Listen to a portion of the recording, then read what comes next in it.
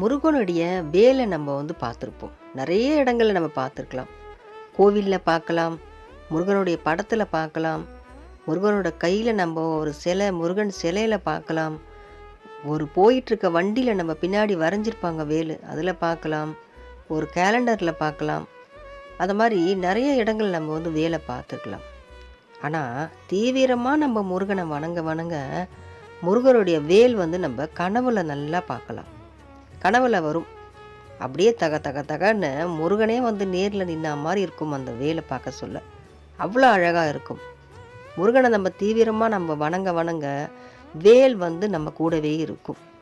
நம்ம வீட்லேயே நம்ம அப்படி கொஞ்சம் நம்ம அசந்தர்ப்பாக திரும்பி பார்த்தோம்னா டக்குன்னு வேல் தெரியும். அது எல்லாருக்குமே தெரியுமான்னா கிடையவே கிடையாது. எல்லாருக்குமே தெரியாது.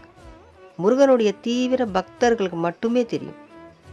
காலையில் நம்ம சூரிய பகவானை வணங்கணும்னா, சூரிய பகவானை நல்லா உத்து பார்த்தோம்னா அதுலேயே நமக்கு வேல் தெரியும்.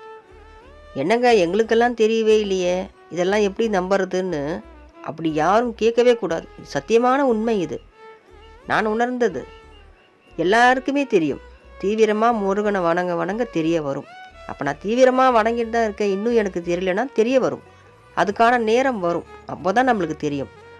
எடுத்த உடனே நமக்கு அதுக்காக நம்ம வேல் நம்ம கண்ணுக்கு தெரியல, அதனால் முருகனுக்கு நம்ம மேலே அன்பு இல்லைன்னு அர்த்தம் கிடையாது. எல்லாருக்குமே காட்சி கொடுப்பார்.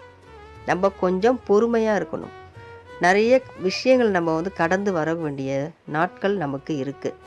எல்லா பிரச்சனைக்கும் ஒரு முற்றுப்புள்ளி நமக்கு முருகர் வைப்பார். நமக்கு நிச்சயமாக வேல் நம்ம கூடவே இருக்கும். ரொம்ப கஷ்டப்படுறவங்க, ரொம்ப வேதனையில் இருக்கவங்க, இவங்க ஒன்றுமே பண்ண முடியாது, இவங்களுக்கு வேறு வழியே கிடையாது, ரொம்ப ஆபத்தில் இருக்காங்கன்னா அந்த வேல் நம்ம கூடவே இருக்கும். சொந்தக்காரங்க யாராகட்டும், வெளியாளுங்க எதனா அவங்கள படணும் நினச்சிட்டாலே அந்த வேல் முருகர் அனுப்பிடுவார். போய் அவங்க கூட இரு அப்படின்னு முருகனே வந்துடுவார் நம்மக்கிட்ட. அப்போ அந்த வேல் நமக்கு நல்லா தெம்படும். நம்ம ஒரு விளக்கு ஏற்றி வச்சா கூட அந்த விளக்கில் இருக்க அந்த ஒளி சுடர், அந்த சுடரில் நம்ம நல்லா வேலை பார்க்கலாம்.